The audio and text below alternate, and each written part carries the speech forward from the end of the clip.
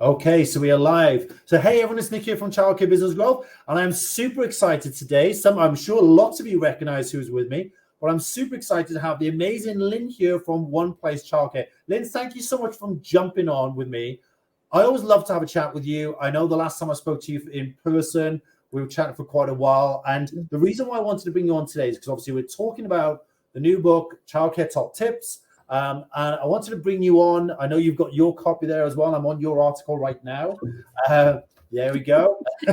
So the whole idea of this conversation, we're just going to do a quick overview. Obviously, right now, we're trying to get this book in as many people's hands as possible so we can raise as much money for charity, Operation Underground Railroad as possible. But if you don't mind, tell me, first of all, for those that don't know you, tell me a little bit about why you exist as a business. What is the story about your why? Sure.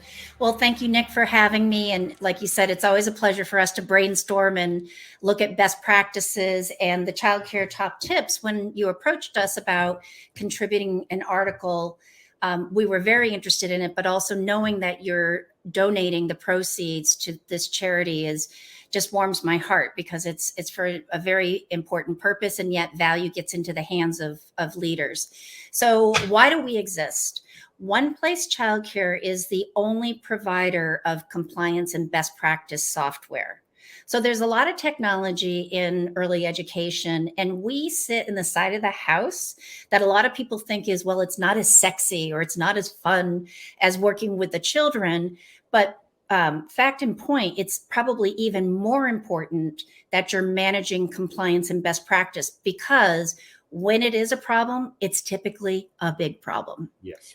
So we exist for the purpose of helping to manage compliance and best practice around licensing standards, around insurance, around quality management. Those are an entirely different part of the house than other technology that serves ECE. So in a nutshell, that's what we're about. Yeah, and if you don't mind, just give everyone maybe just an example of some of the things you do, what your platform does, just so they have a really good understanding. Because, you and I have often had this conversation. There's so much technology around now, so many options for people. But I think you're very unique in what you guys do. Just give it maybe an example or two, if you don't mind, Lynn, about, Sure. What you do. Sure. So we are, as I said, it's a software platform accessible by a tablet, an iPad, mobile device, laptop. And what it's designed to do is to take your paper-based standard operating procedures and digitize them. But digitizing it isn't enough. How do you optimize it? How do you look for the gaps? How do you look for places where you have liabilities? I'll give you a very simple example of, if licensing were to show up, knock, knock, knock, unannounced, what would they see and what potential citations would you have? So an example of a center of excellence being proactive using 1Place is they're doing mock licensing visits so that they're closing those gaps before it does become a liability or a citation. Yeah. And I think sometimes it's often too easy to overlook those things because we're so caught up in the day-to-day, aren't we? That happens a lot. Very much so. And you and I've shared some of these stats before, but I think it's worth repeating in this context that when we survey the ECE and we look at how they're currently managing best practices, they'll refer to things like, well, we have a clipboard in the classroom as a reminder of what needs to be done. So roughly 50% have it as a clipboard in a classroom as a reminder of something to be done.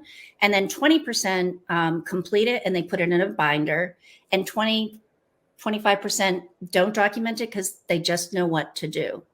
So I ask you, what could possibly go wrong under that scenario? Would you want your surgeon to just be going by a checklist and just knowing what to do, or your airline pilot?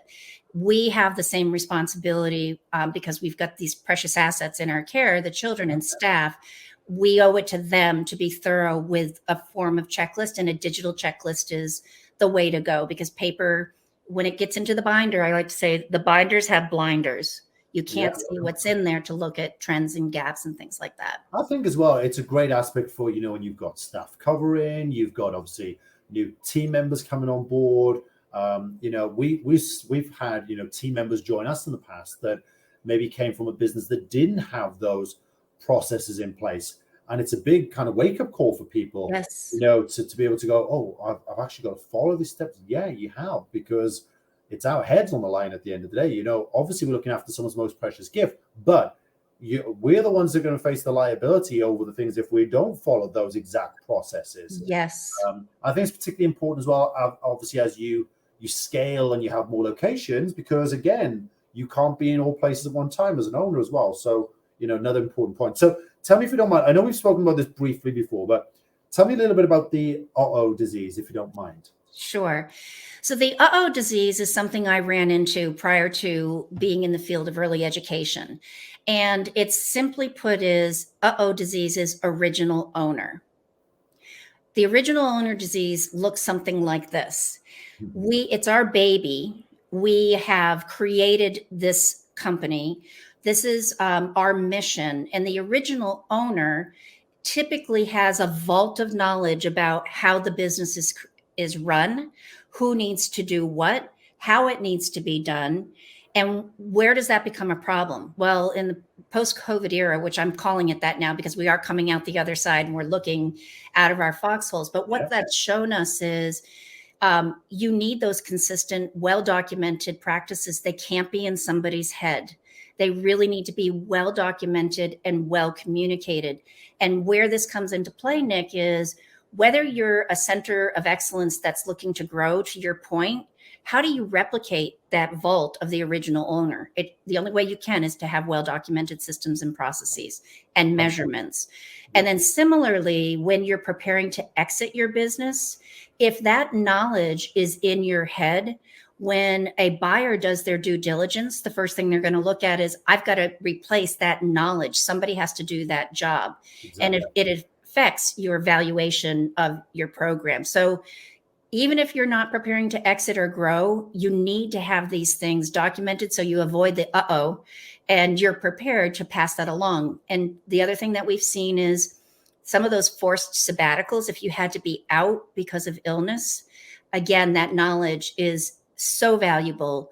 Do it now while you have the time. Do it now. Make it a priority so that you can mitigate those risks and limit liabilities. Ultimately, it's about peace of mind, Nick, when the day is done. There's 2 examples as well, if you don't mind me sharing. I was talking to someone recently where, unfortunately, they were forced to take time out of the business because of a relative being unwell. And, they felt so out of the loop, and they were clearly getting frustrated because not everyone, but certain team members were not following those processes that the owner had originally trained the team members on. Yes. And the other example I wanted to share as well is we've had this in our business, when we first started 6-7 years ago now. What I was doing at that particular time has evolved now. There's 27 of us in the team, and even more experts specializing in each area of what we do. Yes. That they've come in and updated those processes, and things have changed. Just running Facebook ads, for example, the whole system's changed, etc. So I think it's really important what you're talking about there, that it can't just be in the owner's head. But obviously, as things evolve, those systems and processes need updating regularly too. Yes. And can I build on that? I love what you just said, because if it's documented, and we actually do version control. So if you think about how things change over time, you're reporting on how it was done in the past, but you're looking for those operational improvements that you've made over time. And that's valuable data. We as leaders in ECE should be capturing that type of data. And the other area that you touched upon that I think will resonate with your listeners, that parents and insurance companies go onto your licensing website. They're looking to see if there's been any citations. And even if they're just missing paperwork, not as big as some of the other ones, but you don't want to give them any reason to pause, where conversely, if you have these well documented, when you have those inspections, that's part of your unique selling proposition, because you got 100% or, very few, if any, citation. And that's peace of mind for your families and for your staff, because they see that you're staying on top of best practices. So yes, absolutely. It affects all parts of the business. 100%. So let's move on there, if you don't mind, because I think it ties in perfectly there. Talk to us a little about operational excellence and what you define that as, and what does that look like to you? I would categorically say it falls into three key areas. The first one, and I can tell when I'm talking with a leader, we'll have conversations about how they manage continuous improvement. So the first one is they're committed to continuous improvement. There's no such thing as good enough. And they're always looking for ways to improve. The second one is they're being proactive. They're not waiting for a problem. They're proactive in looking at their best practices. Like I said, with that situation where if licensing, as a for example, were to show up, they're proactive. They're not waiting. And then the last one is they're passionate about measurement, and what they measure matters. Their staff knows that it matters. And they're also, they're conveying from the moment they interview people to the 30, 60, 90 day, how are things going? Everybody knows what the expectations are. So that leadership shadow, caught up in those three key areas, is what we look at as operational excellence and the hallmarks of it. And I think there's one point, if you don't mind me adding to that, Lynn, as well. Sure. Just one thing that, when you've worked with a business, for example, and you've gone and helped them around putting this, these systems and processes in place, one of the big things I notice a lot, it was the same in our childcare business, particularly when you're struggling staff-wise, one of the biggest things is often you don't give them the onboarding as much as needed. They don't have, it happens. I know we were guilty of that sometimes. I openly admit that we didn't, because the team is so stretched. Sometimes maybe someone's off ill or someone's on, leave, whatever it is, for whatever reason that happens. I think, have you any examples that you could share where that's happened maybe in a business that you can think of? Sure. So the onboarding is top of mind for everybody because they're continually looking to add to their bench and making sure that they've got the best quality people. So I'll tie this back to one place, that having it in a digital environment, you can embed what those expectations are into the questions. It could be a little YouTube video on diapering, or it could be things to look for on playground safety. So it's putting some of those stopgaps in place. But then if that person who's normally responsible for that job is not in, that checklist still needs to be done. Yeah. So I then have that visibility of, from my dashboard as an owner, I can see, is it completed, partially completed, or not completed?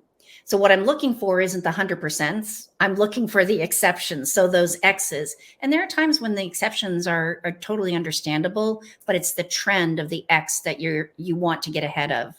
So yes, if it's changing of staff, so long as you know certain things need to be done every day by a certain point of time in the day or the week or the month or the quarter, if it's not being done, you're not waiting to find out later when there's a problem. You can see real-time visibility. Yeah. And I just want to reiterate here, in case those of you that are listening to this haven't had that light bulb moment yet, but the amount of conversations I have with owners where they talk to me about, oh, I'd love to do this with the business, but I'm so involved in the day-to-day operations because people are not doing things the way I want them to do these things. Or, I'm having to repeat the process and show them time and time again. And often I think a lot of that comes down to exactly what Lynn's talking about here. Those systems and processes are not in place, or they might be in place in some format, but they're not documented, they're not written out, they're not video format, there's no accountability.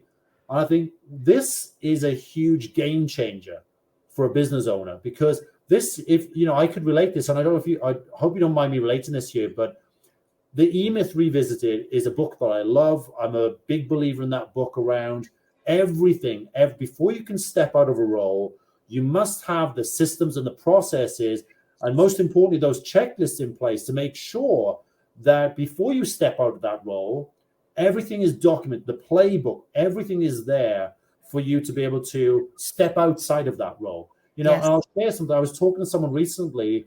This is an owner that runs, 2 very large businesses, and they even have a playbook.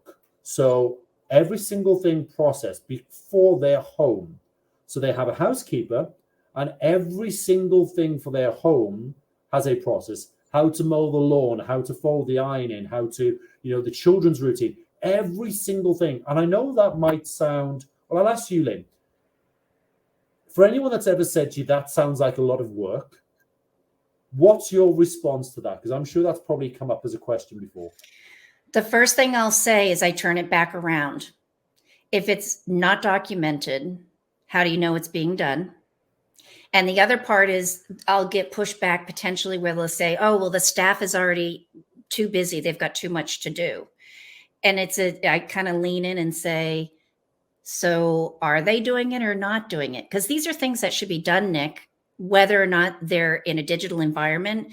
Okay. These are what best practice looks like to keep the children safe, to manage the quality standards, to meet your brand standards, to keep your staff protected, to meet compliance. So it's all the so that comes out of this. So I would just lean back in a little bit to say, if you're not doing this, what steps can you take to get to a place where you can? And if you're not doing it because back to the simply know what to do, you're operating with known liability. That's a liability. It's as simple as that. And most of us can't afford that liability. No, 100%. Lynn, I could talk to you forever about this because I think as a topic, it's such a game changer, you know, when you can systemize the business and have everything documented, the process, everything in place to be able to go, okay, it's there now. Now it's a case of what we want to do. Do we want to scale this? Do we want to open more locations? You know, buying back your time. I'm a big believer in that concept of buying back your time, but making sure that the quality and the checklists are in place, that it's done the exact way it should be done. Right. So I know in your topic in the book, yourself and Martin spoke about operational excellence in childcare through best practice and compliance. So, you know, this topic alone, I got a huge amount of value from, guys. And just to reiterate what this book is all about, this book, what we've done here is we've taken industry experts, people like Lynn and Martin from, you know, 1Place Childcare. And the idea of this is, rather than give you a whole book on one particular topic, we've just given you their top 10 tips on what they would do if you were asking them, having a one-on-one conversation. What would be your top 10 tips on the things you would implement in your business? So the whole idea is that we've cut out all the fluff, gone straight to those top 10 tips. And you guys can get a copy of this. If you want to go to childcaretoptips.com, you can either get a physical copy like this sent out to you, or you can get a digital copy. And all of the money from this book goes to Operation Underground Railroad. For those of you that don't know who they are, they actually help free children from sex slavery around the world. I won't go into that in detail, but it's terrible what goes on. It's very eye-opening. And I would just appreciate for you guys. Hopefully we've given you lots of value in this book. I know Lynn and Martin give us a huge amount of value in their topic, and all the other speakers have done a great job in this too. So Lynn, as I said, I could talk to you forever about this, but I'm very, very grateful for you giving up your time to be here. Any last words of wisdom, anything you wanted to share with our listeners right now? Well, first, just thank you for having me. I know this is one of many conversations. Don't let this overwhelm you. You'll see a bit in the chapter about, you'll be surprised how much of this you already have. So don't be overwhelmed, but pick some key areas and get started. I know you're a big proponent of pick the top 2 or 3 things that you're going to do, execute, and hold yourself accountable to execute on those. And maybe it'll take you 6 months or longer to get this done. But chances are you have a lot of this already. It's just formalizing it, documenting it, but get started. Now's a good time. Yeah, appreciate it. Lynn, I'm very grateful as always for your time. Everyone, I hope you've had great value from that. Lynn, if someone wants to reach out to you directly, what do they need to do? Lynn at oneplaceonline.com. And that's the number 1 because we're the only one that does compliance and best practice. So Lynn at oneplaceonline.com. Thank you, Lynn. I'm grateful as always. And so guys, make sure you go and connect with Lynn. I promise you can make a huge impact on your business. And hopefully you guys got lots of value from that. And I look forward to catching up with you guys on the next episode. Thank you, Lynn, for joining me. And I'll catch up with you in the next few months, hopefully. Sounds good. Thank you, Nick. Thanks, Lynn.